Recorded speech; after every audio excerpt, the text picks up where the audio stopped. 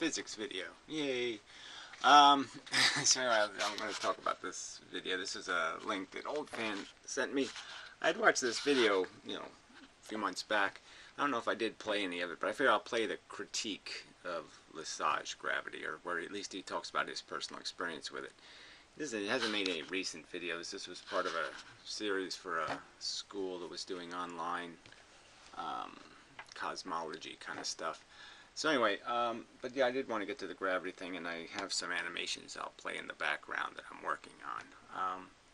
I guess the important update, if you can call it an update, is from my perspective. I'm now thinking of gravity differently, and I realized it's not a force affecting big things. It's a force affecting us nuclearly or atomically. It's affecting the bits that make us up. It's not affecting us, generally speaking. And it's a huge difference in how you perceive things, because you're recognizing that the arrangement of me is it deceptive, just as we are really a sea, an ocean of biological life, individual cells, and we kind of lose perspective that that's really what we are, is a huge colony, that's been manipulated by this DNA molecule into a configuration where the colony works together and it does this stuff that we do. But the cells are really what we're made out of, and then those cells are made out of this chemistry, and you go down the line. And for physics, gravity, we think of gravity as being something that moves big things. We think of it as something that affects big things, but it doesn't affect them at all. It's only affecting the tiniest things. And this explains why there's no such thing like gravity doesn't create a barrier to something's migration through it or velocity through it. Because from the gravity's point of view, it's just little bits, and they're all moving the speed of light. And there is no moving faster. There's just something that has a trajectory that's less crooked. So it's thinking about it as two things heading for each other. Maybe I'll revert to one of my animations for this purpose. I guess the first, this one, since this one's loaded, I'll talk about this one first, what it's supposed to represent. It's not very complex. But if you think about, like even sunlight, for example, on a sunny day, you're just bathed in it, and there's a lot of it. And that's all being generated by just one little sun.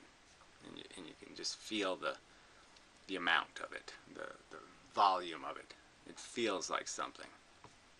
Well, gravity's doing the same thing, except it's not light. It's not at a frequency. It's not, our matter doesn't sense it the same way. It doesn't react to it the same way. We don't absorb it and readmit it, so to speak.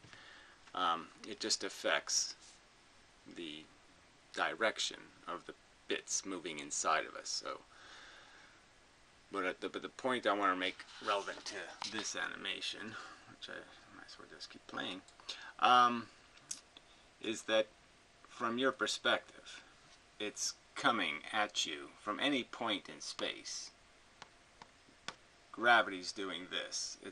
There's just the only ones that are relevant, the only bits of this huge amount of photons moving around me. They're all going in all kinds of directions, but the only ones that are really relevant are the ones that are actually going to hit little pieces of the matter that makes me up, little electrons and protons and neutrons. The gravity that hits them is the only gravity that matters. And so essentially you only need to count the ones that will interact with you. And those are coming at a straight line from some source, and they will hit you. So I guess I'll move to that other animation that wasn't very good, but none of them are very good, so yeah, they'll definitely need some improving.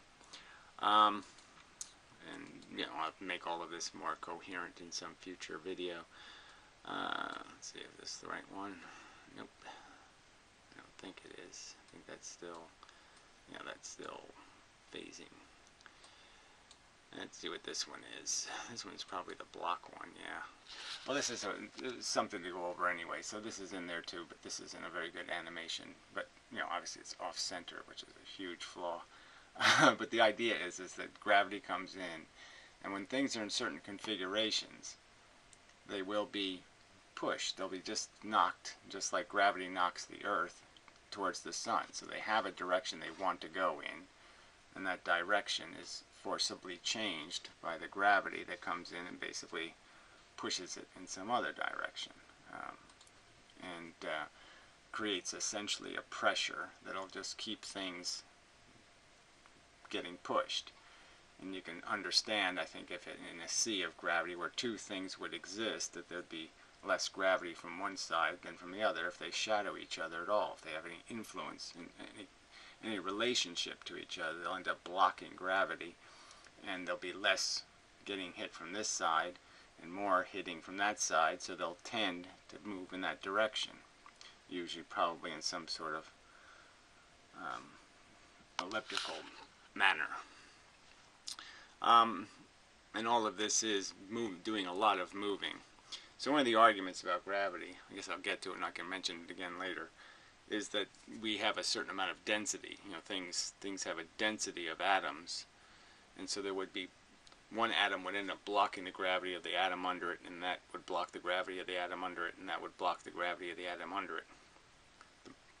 The reason why that doesn't matter is the little bits are moving the speed of light. So as gravity moving at the speed of light comes through, the bits are moving at the speed of light if they're going this way or that way, whatever direction they're going in. So they're constantly realigning. They're never just stationary right underneath each other. The bits that are being affected by gravity are constantly moving. So there's no way for them to be shadowed from all the gravity. There's no way for them to hide behind a tree and not be affected by the gravity, because they're always going to end up being somewhere. I mean, yes, they can jump from one spot to another spot and end up being blocked a couple of times, but the odds are they're sooner or later going to get hit. It's just the odds. So and there's so much empty space in atoms. I mean, atoms have more, inside an atom is more empty space than the huge amount of empty space outside the atom. I mean, we're just talking about a huge amount of empty space.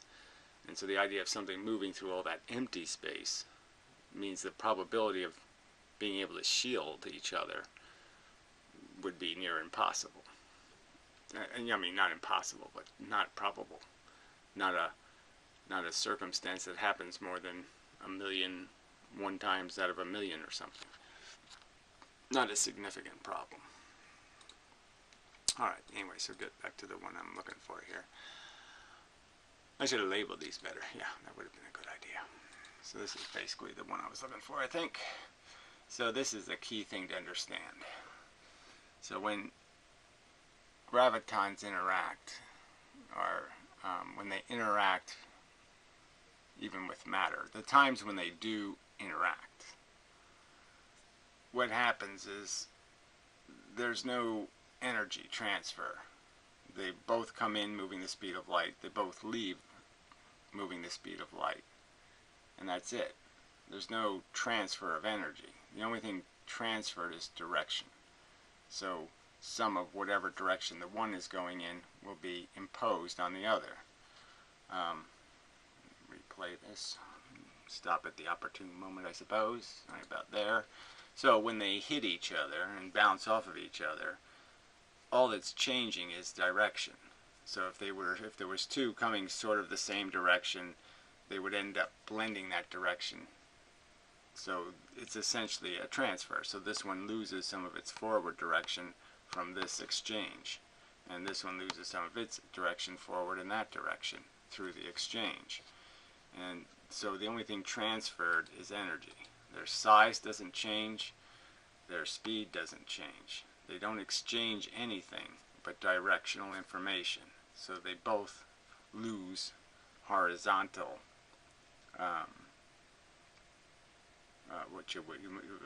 relationship through the interaction.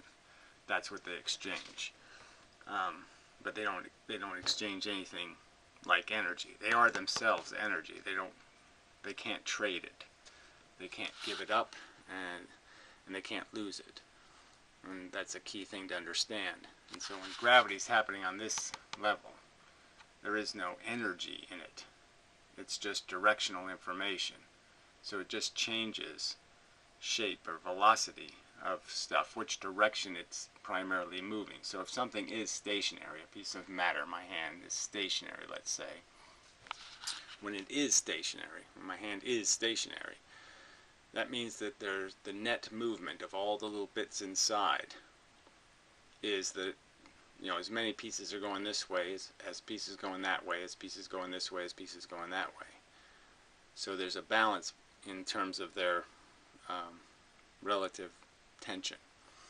And if I'm moving on the surface of the earth at a velocity, well, obviously that means that when I'm stationary, that means that there are bits of me that are necessarily moving more in that other direction because of the extra velocity, the direction of the velocity.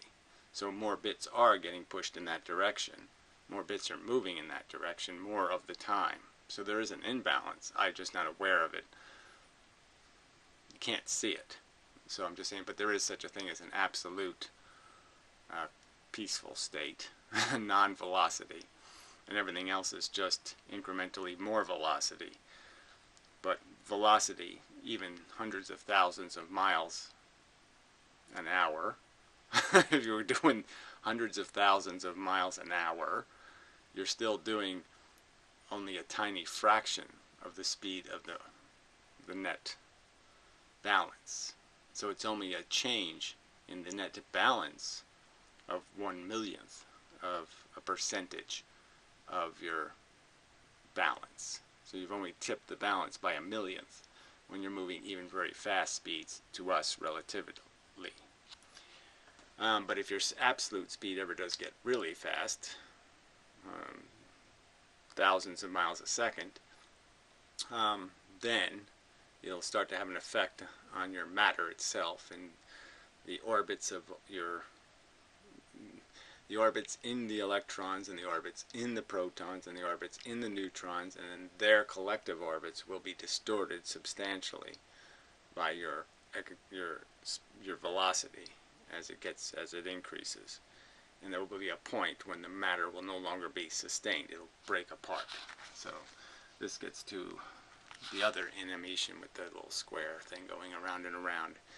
If I speed that up, if something changes the shape because there's less gravity coming from one side and the circle gets more and more oblong, there's a point where the circle will just break and the particles will be free. They'll no longer be gravitationally relevant. So that's another point to make here. That what's happening here, let's say the gravity is coming in from these two sides on something that has a shape like this. You can sort of understand that as this one pushes this one down, this one's getting no gravity.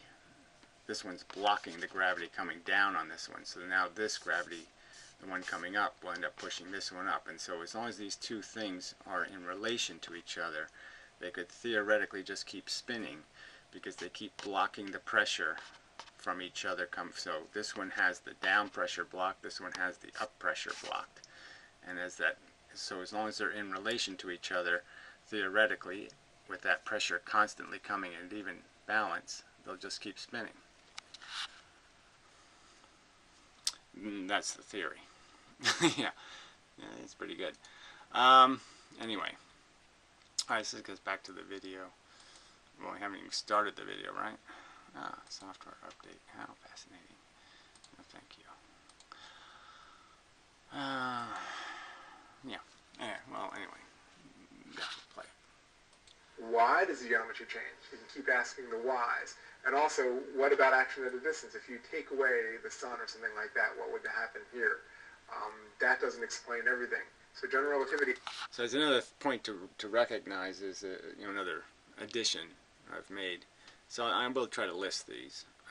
Is that you don't need to create a balanced orbit. All you need is an opposite planet. If there was another Earth on the other side of the sun, theoretically we might not need the sun to maintain our orbit. We'd end up being able to use the gravity of the other Earth, the gravity imbalance created by the other Earth, probably the right way to say it. The imbalance in the gravity created by the other Earth shadowing us, and we're shadowing it, so that those two things could end up in a perpetual dance where they never get anywhere, but they just end up circling each other, technically. They're not circling each other, they're circling a center of gravity that doesn't need to have any mass in it. There doesn't need to be a mass in the center of gravity, in the center of a gravitational relationship. Also, when you get down to high energies, very small length scales, general relativity doesn't have answers there either. So general relativity is a better theory of gravity than Newton's theory of gravity. However, yeah, they're not. General relativity isn't a theory of gravity, so I would contend. It certainly doesn't have anything to do with the basics of explaining the force dynamics of what Newton's describing, the inverse square thing. And what general relativity is only doing is picking up the abstract, the elements that have more to do with the shudder, the harmonics, to go towards string theory, but not seriously, to do with this idea that it's all moving. The bits are moving. The internal parts are moving. And that movement has an effect on the external parts. So Newton is 99.99%. All you need is the inverse square rule. And it's only a tiny dusting of this shudder that general relativity takes care of, and it doesn't take care of it by creating a real mechanism. It just says, I'm going to apply this mechanism to space itself as a constant. We're just going to make this general rule that there's this much vibration, and the vibration travels. And so it's essentially just, it's a synthetic adaptation created merely to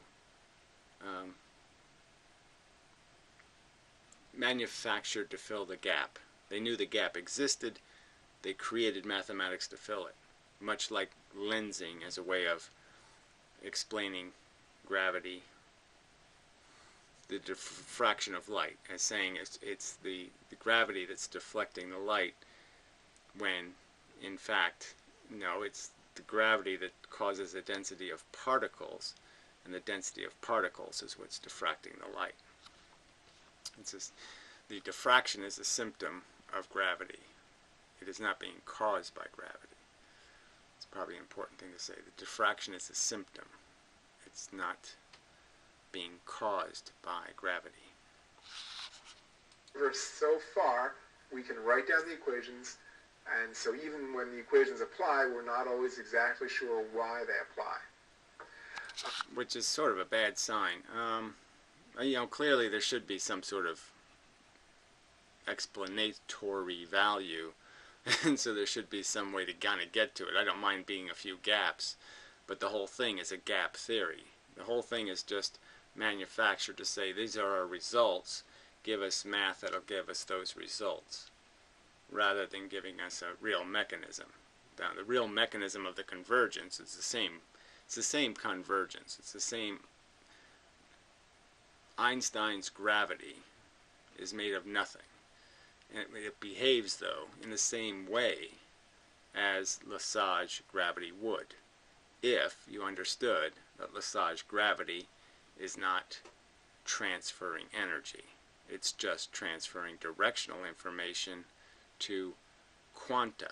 It's affecting the quanta of matter, not matter.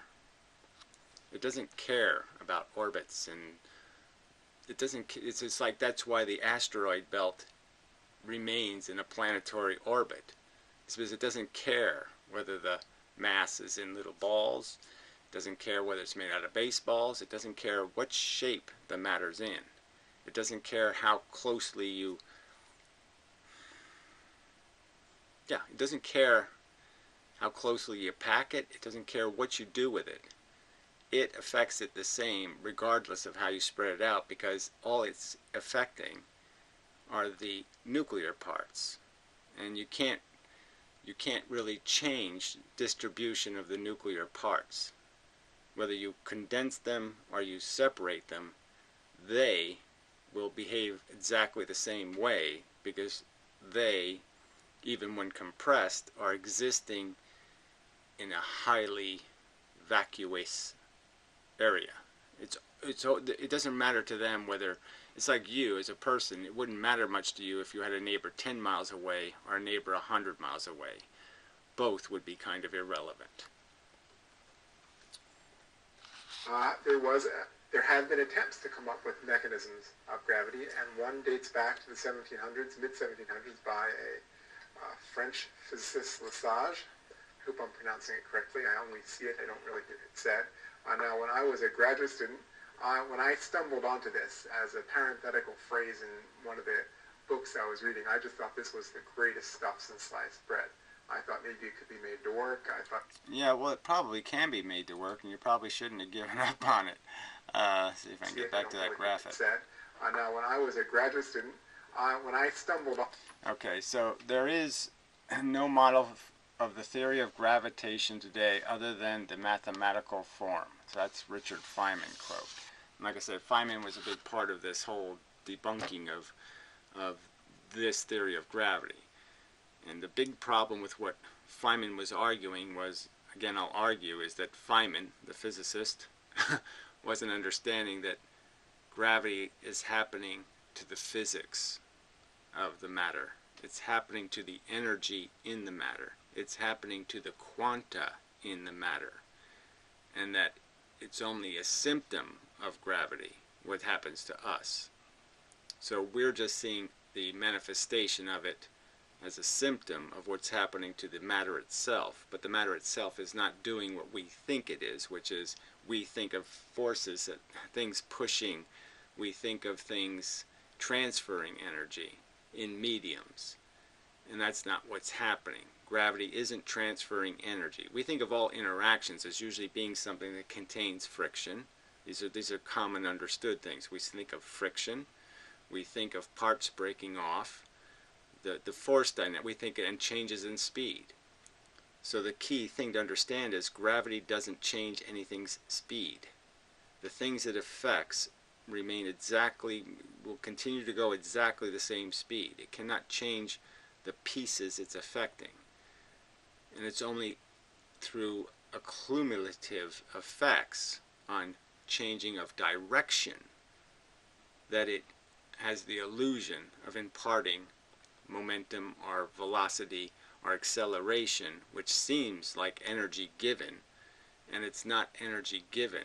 It's just reorienting the direction the nuclear particles are already traveling. They're already traveling a direction, and all it does is consolidate that direction. So like a school of fish, if understood, that the fish can't get smaller, that the fish can't change their speed, they all go 30 miles an hour, let's say, that it's the same kind of idea, that if they're going to go in a direction, that they're using as much energy when they're spinning around each other as they would use to go in a direction. So it's no change in their energy level for them to stay in one place or to move. It's all the same to them. Each fish is still going 30 miles an hour. Each fish is still always moving. Now they're just always moving in a direction versus moving in circles. Exactly the same energy. And that's what Feynman didn't understand. Lesage gravity was an early attempt to provide a mechanism for gravity, was discussed in detail in the mid-1700s, was preceded by several similar theories, most notably one by Newton's contemporary Fatio, shares some attributes with virtual quantum forces. I don't know exactly what virtual quantum forces are, but clearly what they didn't know in the 1700s, didn't understand, was that atoms are mostly empty space, and that their constituent parts, E equals mc squared, energy equals mass, mass or matter is in fact energy. It's still photons moving the speed of light. It is not some other thing. The matter inside of you is in fact photons moving the speed of light. Quanta moving the speed of light. It's all still doing it right now. It's moving the speed of light. Everything inside of you is moving the speed of light. Everything being the smallest bits, not counting the bigger bits. Onto this, as a parenthetical phrase in one of the books I was reading, I just thought this was the greatest stuff since sliced bread. I thought maybe it could be made to work. I thought it was really interesting. I tried to find out everything. Yeah, well, it's too bad you didn't take it a little step further, because yeah, it also explains magnetism and electricity, and of course the nuclear forces, because it turns out gravity is a nuclear phenomenon, not a big world phenomenon. It looks like it's controlling the cosmos. Nope, it's just controlling the atomic particles within atoms. Good about it. I even made a brief presentation to my friends and whatever faculty would come when I was a grad student. But so now... I'd love to get a copy of that. So, yeah. But anyway, I don't, too bad. You gave up. With Wikipedia, we can find out more about it than I ever knew right here on the web. Most people don't know to look, though, but it's really interesting stuff. Yeah, sadly, Wikipedia doesn't provide much information. I mean, it doesn't provide any details of any debunking of the fundamental argument. I have since found out from Wikipedia that there was an earlier attempt that even Lesage himself didn't know about for a while by someone named Fatio, I believe his name is. Lesage gravity is interesting because it does have some, even today, there are actually some relevances to modern astrophysics, and if you look at it in just the right light, you might see that it shares some attributes with virtual quantum forces. See, even this argument, the truth is, it perfectly duplicates the inverse square rule. So it does what you want to do in terms of Newton. And the only thing wrong with it are these wrong assumptions built into the counter argument, where like now they're creating gravity into a medium, where now something's traveling through the medium, somehow there would be drag, and there'd be all these forces we understand to be connected with what happens to big matter, not what happens to little matter. So again, if you don't understand if you don't understand the dynamic of the school of fish, if you don't understand that the school isn't a thing, that it is in fact made out of individual fish, and that the truth is all you have to do is change the direction the individual fish are swimming, and all their mass, all their energy will be focused in one direction. So they can go from a state of having no energy, no kinetic energy, all potential energy, to all kinetic energy merely by changing direction. No necessity to add any energy, just the necessity to change direction. So, what is it that I'm talking about? All this buildup. Okay, first, before I tell... Okay, so now he's going to go into the problems. Has problems. No classical formulation works. So, it does work, again, if you reduce it to the quanta. So if you reduce the size of this gravity to a photon with no frequency. So you make it like light, except light has a frequency. So the light is 2 quanta. Any recognized electromagnetic radiation is by definition, has to be at least a pair to create what is known as the period between. And it's by that period that we can tune in or see. And so I've made this argument that you can understand this in understanding tipping points, and understanding that although I can throw 2 baseballs at a stick or balanced on the ground, if I throw them slow enough, one baseball will just tip it and it'll rock back and forth and it'll stay. And I throw the second one, it'll rock back and forth and stay. But if I throw the 2 at the right speed, in terms of period, the right time between when I throw them. The first one will cause it to tip, and I could even let it go back and tip again. If I throw it again just at the right time, I'll hit it when it's in its down cycle, and I'll tip it over.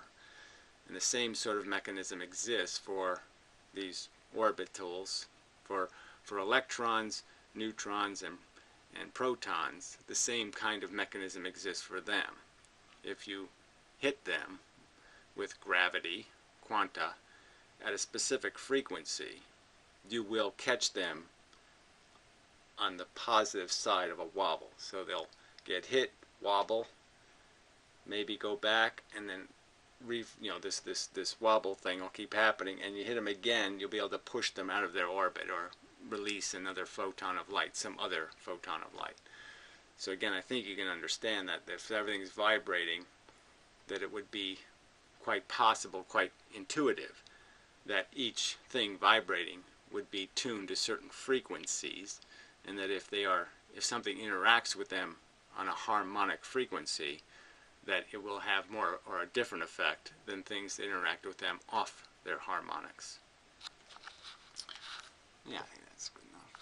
Tell you what it is again. I'll tell you. Okay, was never accepted as a serious mechanism for gravity. Right, now, it was never accepted, again, understand, not because it doesn't explain, especially, explain in a very good way this inverse square thing, because this is kind of an effect created, the pressure effect of gravity, this idea of the external pressure pushing, only works if you understand it's not a medium, and it's not, light doesn't do this curvy thing. It doesn't bend around and push from the other side. So when light travels and is blocked by something, it creates a shadow. It doesn't go around and fill in the voids.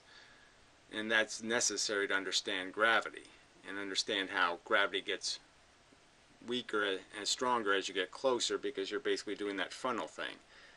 And there's obviously more intensity at the focus, so it's a darker shadow the closer you are to something, and the shadow gets less and less as you go further and further away. Alright, is occasionally reinvented today by people who don't know its history or flaws. Well, that seems rather presumptuous. I mean, to say that people don't know the flaws, maybe they have a way around the flaws, maybe they have a counter-argument. So that's kind of rude. That's kind of a rude assumption that they haven't in any way accounted for the flaws. Obviously, I'm saying I haven't seen these theories. That's the unfortunate fact, is you can't find too much of this. Remains useful today as a toy model. Why would it be useful as a toy model? I mean, even toy models are only useful because they represent something quite well. So if it's going to be useful as a toy model, well, maybe it's because it's a pretty damn good model. I mean, we don't need it to play with. Obviously, if we're using it as a model, it's because it's representing something pretty well. Something we can control as a model that makes that has explanationary value. So why else would we do this? Mock gravity in some physical situations. Yeah, so they're conceding that this does fit.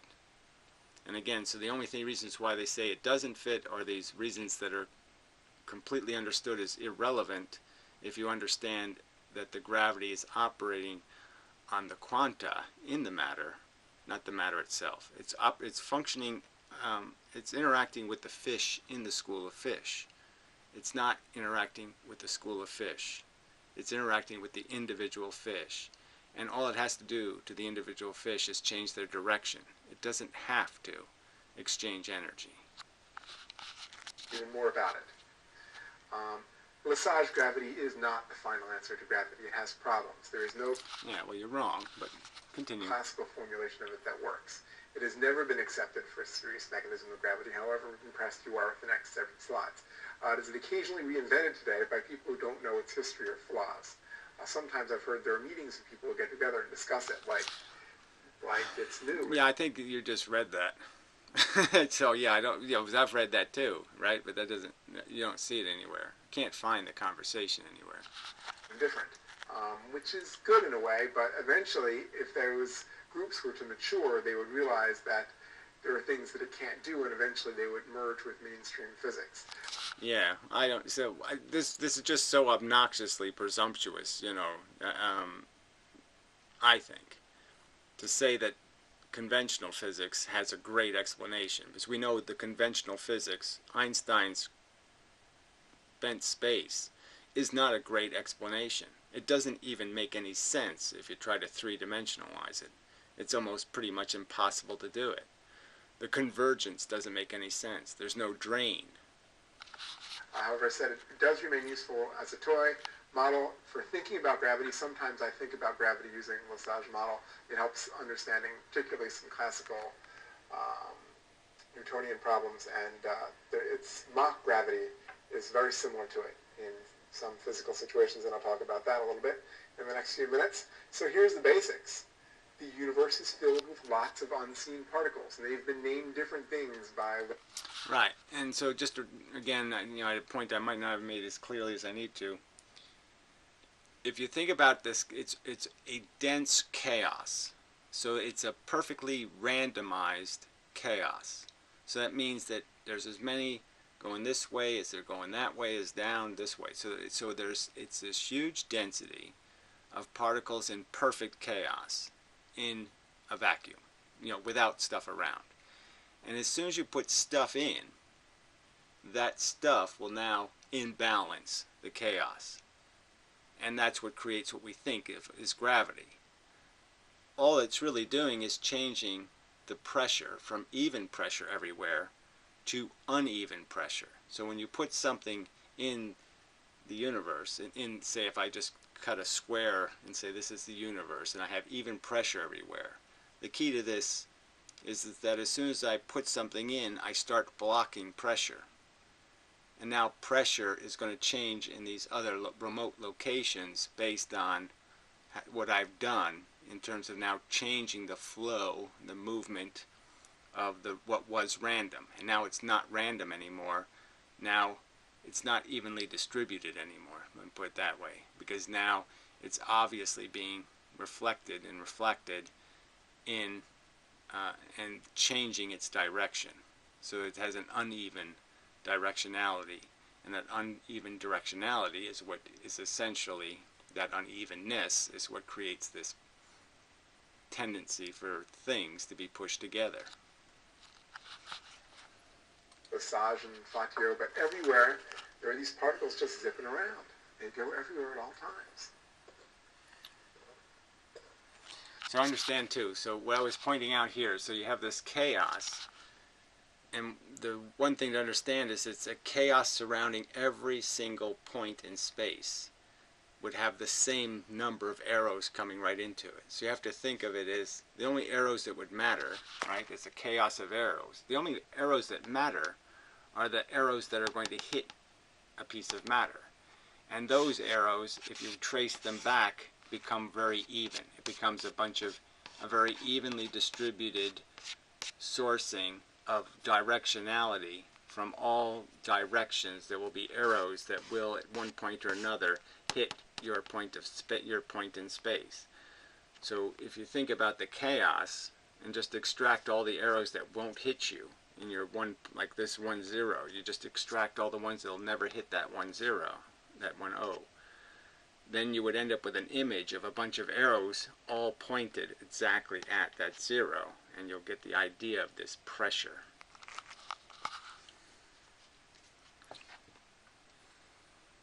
And so the room is filled with these particles. We just don't see them. However, let's say we put down an object here. Let's say this object is opaque to the particles. Then another object over here, say, would not see this red particle. That would have been absorbed by the lower one. And so this upper object would be getting hit by particles in all directions. So what he's saying is obviously this is a graviton. It hits this, deflects, adds a little bit of this directional information to this one, and moves it in this direction. So because there's no arrow coming from this side, so the complement to the light from this other side is now being blocked here. So there's this, nothing can hit here, on this side, and nothing can hit here on this side. This one's blocking this, is shadowing.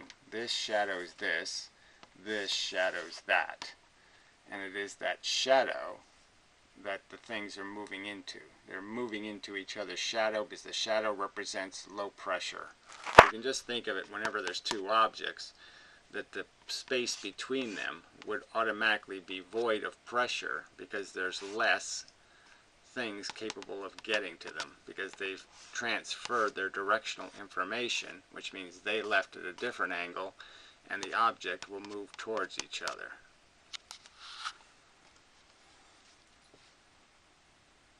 Except from the direction of the other object, which would be either absorbing or doing something to the particles. So this guy would feel a force toward the other guy. And since the situation is identical, this guy would feel a force to that guy.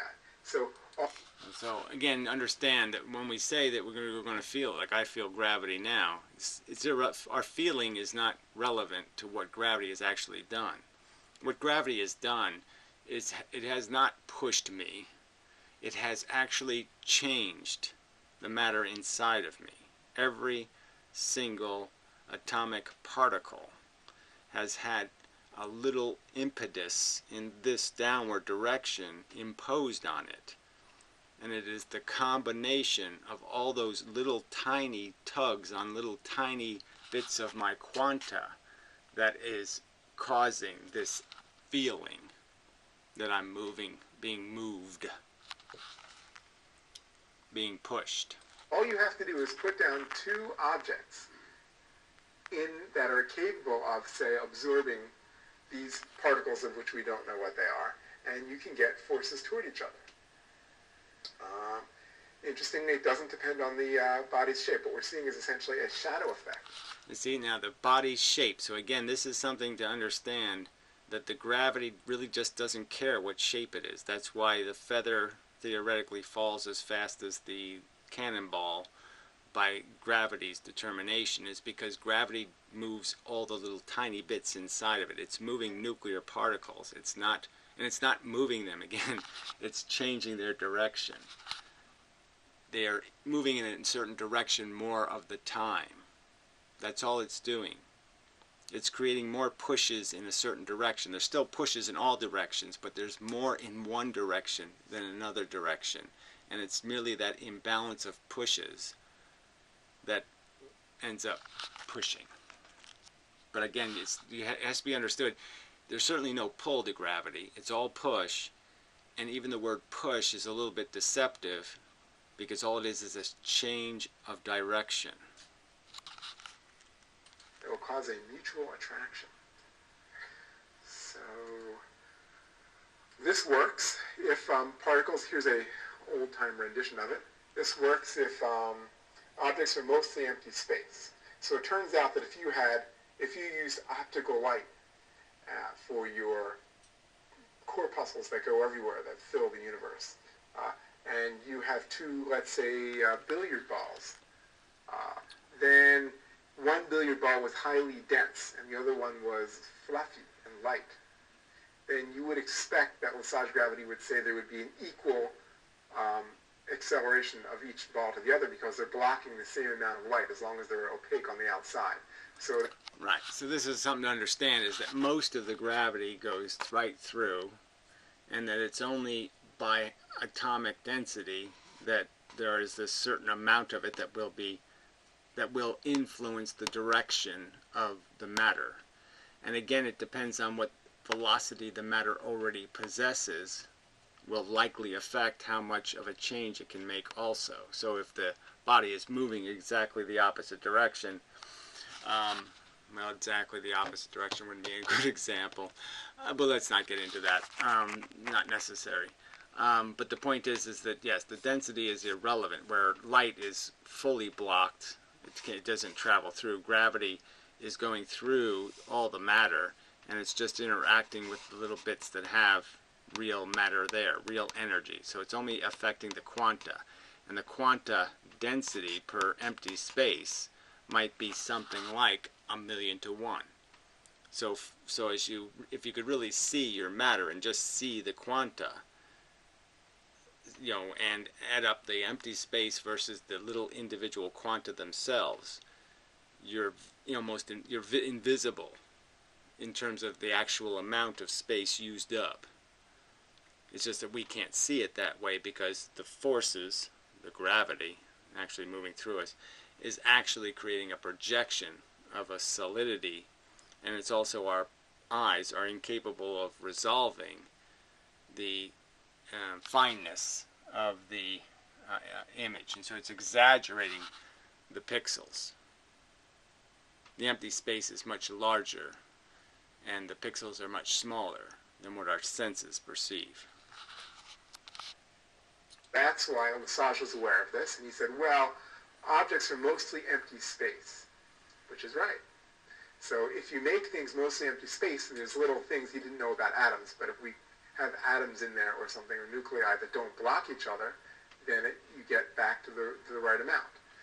Right, but the key thing is see, if you do that, that's still not going to get you, because gravity still is affecting even smaller bits inside. It's the quanta it's affecting. So even if you go to those little bits, you're still going to end up with an idea of imparting energy.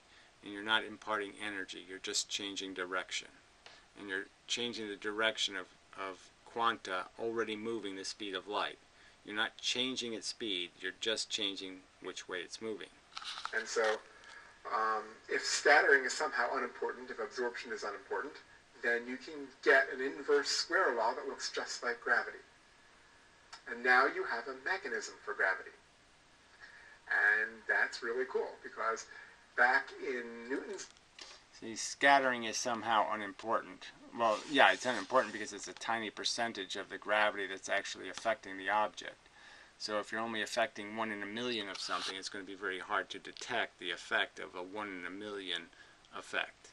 So it's there, but you don't see it. There's gravity, so when the gravity goes in and exchanges directional information, there is a change in the gravity, and so that's likely somehow detectable. But maybe with the right experiments, it's probably there to be grabbed if one has sensitive enough equipment. Yeah, but it's irrelevant because it's still 999,000 of the substance of the force is still going through the object entirely, unmolested. Newton understood that this was action at a distance, and it kind of troubled him. Right, so it's not action at a distance because these move at the speed of light. It's photons. Quanta are photons. Quanta move the speed of light. Light is made of quanta. So however you want to change this vocabulary, but the idea of the photon being the formal, not the word I'm looking for, the foundational particle is only true if you understand that photon as we see them are pairs of photons, which is different. But I mean, like I said, it depends on how you want to describe them. I don't know what language is going to be appropriate, but it's quanta. When there's 2 quanta at a specific frequency, it's called a photon. Photons fill the electromagnetic spectrum at certain frequencies. If the quanta doesn't have a frequency, then it ends up being gravity. Einstein troubled him as well. But if this is right, maybe the troubles are gone. So let's look in some more detail here. There are some problems with this. This was analyzed by many of the great physicists between when Lesage suggested this, including Newton and James Clerk Maxwell and Einstein. Alright, so basic problems. Masses must be almost completely transparent to these ultra-mundane corpuscles. Masses must be almost completely transparent to these ultra-mundane corpuscles. Masses is a tricky word, right? Because mass is a function of matter. So these are already complex arrangements. These are already trapped quanta, and sometimes very dense packs of trapped quanta. There's megajoules worth of energy in every atom. So there's a lot of quanta in there. So obviously, yeah, it is a small percentage of the quanta in the matter being affected by the mundane corpuscles. Alright, anyway. Our Lesage gravity will not be proportional to mass. Reflected corpuscles cannot create force. Reflected corpuscles cannot create force. Of course they can if they exchange directional information. So again, they're not understanding that the force is not pushing the matter. The force is in orienting the direction of the constituent parts. It's changing their direction, changing the shape of their orbits, changing those kinds of mechanisms, and those mechanisms are creating the symptom of velocity. But there was no imparting of energy. They gave no energy. Gravity gives no energy. It merely orients the matter itself to change its direction. And it's the matter itself using the energy it already possesses. Matter is energy. The masses must be almost completely transparent to these ultramundane corpuscles, as the name was by Lesage, which isn't a big problem. But you can't have overlap. You can't have whatever they are overlapping each other, because we don't see overlap. So far as we can tell, mass, if you put one mass next to another mass, there's no shadowing effect.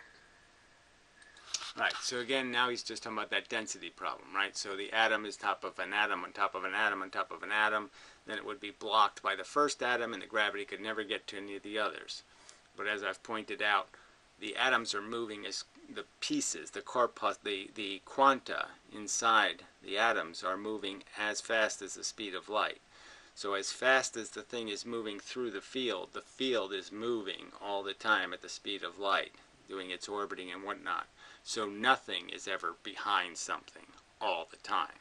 They're constantly changing position, and those constant changes in position guarantee that something will be exposed to the gravity no matter how thick the field of atomic structure is. The pieces will always be hittable.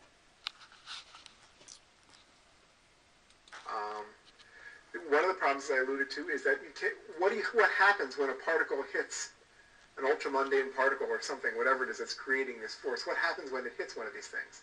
Is it deflected?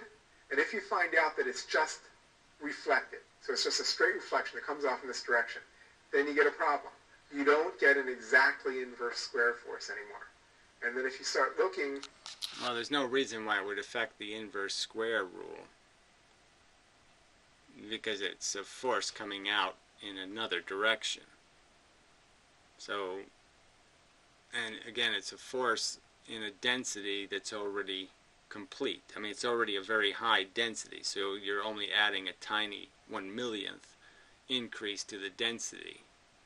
So it's a tiny change in the overall chaos of the gravity pressure gradient. It's again just a change in direction. It's not a change in force. And compensating for that change is the fact that the thing it hit has now had its direction changed in the very direction it was going, which is going to cause many other changes ahead of it. So in a sense, it's a chaos equal sign. Chaos going in, chaos going out, and nothing really has changed. I mean, there's, whatever it's absorbing is just that directional information. It's just a change in direction. And there'll be a consequence for that change in direction that will be equal to the fact that something going in this way is now going out that way. Because the fact is, the thing it hit is now going that way. So there's still something going the same way the gravity went. Something's still going that way, regardless of what comes out this way.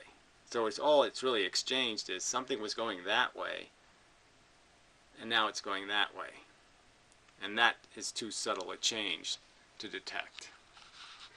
The solar system and even large massive balls in the laboratory, you're not getting the correction term on r squared that you would expect. So you can't have these things just be reflected.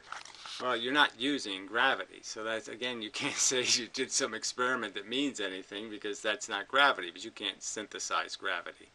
So that's a false argument, in my opinion. And again, it is not the same as taking two atomic masses and colliding them. You can't think of them as atomic masses, because the gravity is not affecting the atomic mass. It's only affecting the other gravitons, essentially, that are in these spiral relationships. Well, another possibility is, let's just have them absorbed. They're not reflected, they're absorbed. If that's true, and you then can attribute these things to have some kind of energy, you find out that pretty much anything in Right. Well, they have energy. They are energy. Most of the energy in the universe is gravity. So it's a huge amount of energy. But the point is, it doesn't transfer the energy. What goes, the same stuff, it's still what goes in goes out, a conservation of energy in the end. And again, there was no changing something's direction does not require you to give it energy. It requires energy to have an interaction. You have to both be energetic particles, but you won't be less energetic after the interaction, and neither one of you will be more energetic after the interaction. the room would explode on pretty much short order. It would just soak in that energy and boom, it'd be gone. So you can't have them absorbed. You can't have them reflected. You can't have them... Well, you said you can't have them reflected. I think, of course, you can, because I don't think you'll be able to tell the difference between something going 32, something coming out at a 32-degree angle and something coming out at a 31-degree angle. I don't think you have any instrument on Earth that could detect those kind of differences. Absorbed. There's also a drag force of these things, and the way these... Okay, so drag force expected for motion through the sea. So this is another big mistake, because now they've turned it into a medium again.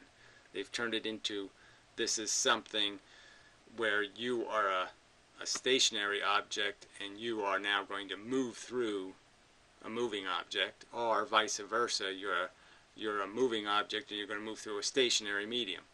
Neither one of those two things are true. It's quanta moving the speed of light already, fish, moving through a sea that's made of particles moving already.